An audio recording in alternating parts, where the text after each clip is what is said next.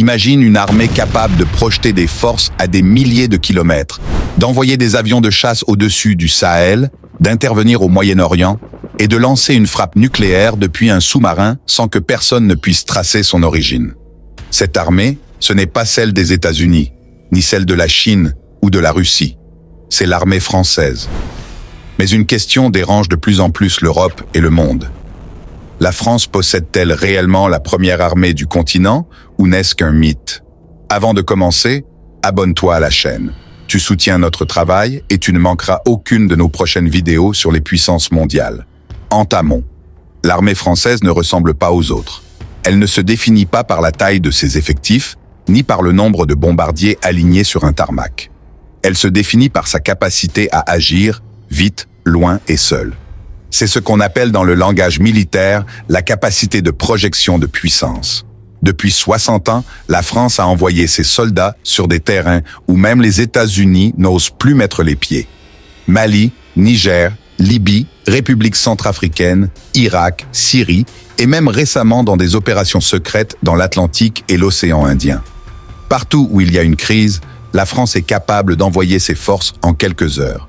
Ce que beaucoup ignorent, c'est que la France est l'un des rares pays au monde à posséder ce qu'on appelle le triptyque stratégique, aviation de combat, porte-avions et sous-marins nucléaires lanceurs d'engins.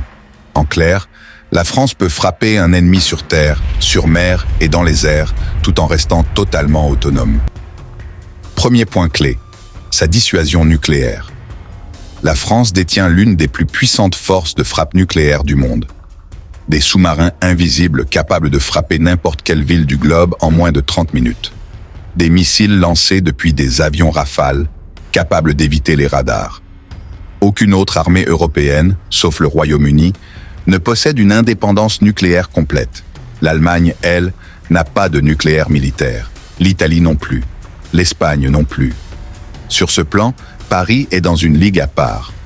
Mais une armée ne se mesure pas seulement à ses armes, mais également à son expérience réelle au combat. Et là, la France écrase l'Europe. Pendant que les autres armées s'entraînent, l'armée française, elle, combat. La Légion étrangère est réputée comme l'une des forces les plus dures et les plus disciplinées du monde. Le commando Hubert est parmi les forces spéciales les plus redoutées de la planète.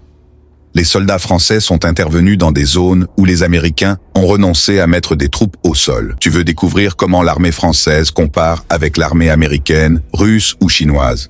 Mets un like et écris armée dans les commentaires, ça nous aide énormément. Mais alors, où est le problème? Car si la France est aussi puissante, pourquoi ce débat existe-t-il encore? Parce qu'une autre Europe est en train de monter, l'Europe de l'Est. La Pologne et l'Allemagne investissent massivement dans leur défense. La Pologne est sur le point de devenir l'armée la plus grande en effectifs et en matériel lourd. Berlin a annoncé un budget militaire historique. Sur le papier, ces pays pourraient dépasser la France en quantité d'équipement. Mais avoir beaucoup de matériel ne signifie pas savoir l'utiliser. L'expérience française, elle, ne s'achète pas. Cependant, tout n'est pas parfait. Le budget militaire français reste inférieur à celui de l'Allemagne. Certaines unités manquent de munitions et de véhicules modernes. Les blindés sont en cours de renouvellement. La France est puissante, mais elle est étirée. Trop d'opérations, trop peu de budget, trop d'attentes. Même au sommet de l'État, on le reconnaît. La France ne pourra pas éternellement intervenir seule sur tous les fronts. Pourtant, dans une crise majeure, c'est elle que l'OTAN appellerait en premier pour mener une intervention rapide. Sans les États-Unis, l'OTAN ne tient pas longtemps, mais sans la France, l'Europe ne peut pas agir. Est-elle vraiment la première armée d'Europe?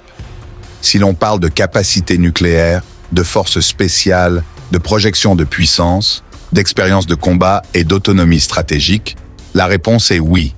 La France reste la première armée d'Europe, pas par la taille, mais par l'efficacité. Maintenant, la vraie question est ailleurs. Pour combien de temps encore? Abonne-toi pour la suite.